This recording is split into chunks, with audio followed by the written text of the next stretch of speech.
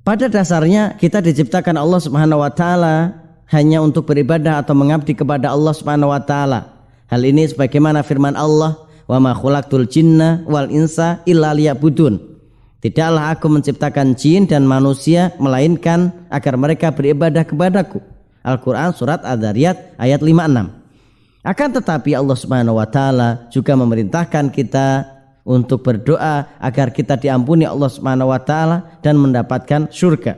Allah Subhanahu wa taala berfirman memuji hamba-hambanya yang ulul albab, yang cerdik, yaitu orang-orang yang mengingat Allah sambil berdiri atau duduk atau dalam keadaan berbaring, dan mereka memikirkan tentang penciptaan langit dan bumi seraya berkata, "Wahai Rabb kami, tiadalah Engkau menciptakan ini dengan sia-sia, Maha suci Engkau, maka peliharalah kami dari siksa neraka. Wahai Rabb kami, sesungguhnya barang siapa yang Engkau memasukkan ke dalam neraka, maka sungguh telah Engkau hinakan ia, dan tidak ada bagi orang-orang yang zalim seorang penolong pun. Wahai Rabb kami, sesungguhnya kami mendengar seruan yang menyeru kepada iman, yaitu berimanlah kamu kepada Rabbmu, maka kami pun beriman. Wahai Rabb kami, ampunilah bagi kami dosa-dosa kami dan hapuskanlah dari kami kesalahan-kesalahan kami, dan wafatkanlah kami beserta orang-orang yang banyak berbakti. Wahai Rabb kami, berilah kami apa yang telah Engkau janjikan kepada kami dengan perantaraan Rasul-Rasulmu, dan janganlah Engkau hinakan kami di hari kiamat, sesungguhnya Engkau tidak menyalahi janji." Al-Quran surat Al-Imran ayat 191 sampai 194. Kemudian di ayat lain Allah Subhanahu wa taala berfirman dalam surat Ali Imran memotivasi hamba-hambanya untuk meraih surga. Allah Subhanahu wa taala berfirman, "Wasari'u ila maghfiratin mir rabbikum wa jannatin arduhas samawati wal ard uiddat lil muttaqin." Dan bersegeralah menuju ampunan Rabb kalian, jannahnya seluas langit dan bumi yang disediakan bagi orang yang bertakwa.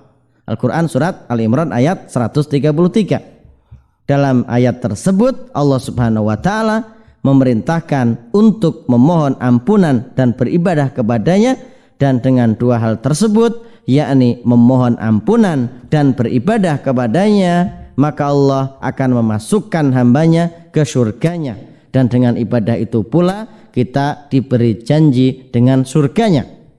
Demikian pula firman Allah Subhanahu wa taala, "Wa daraballahu mathalan lilladzina amanu imra'ata fir'auna idz qalat rabbibnili indaka baitan fil jannah."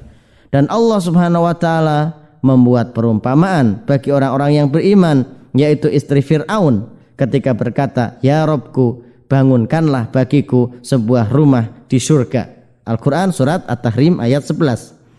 Jadi seorang yang beramal dengan mengharap apa yang ada di sisinya, yaitu berupa surga dan segala kenikmatannya, mengharap melihat wajahnya, maka hal ini tidak mengurangi keikhlasannya. Wallahu a'lam. Kalimatan habibatan ila rahman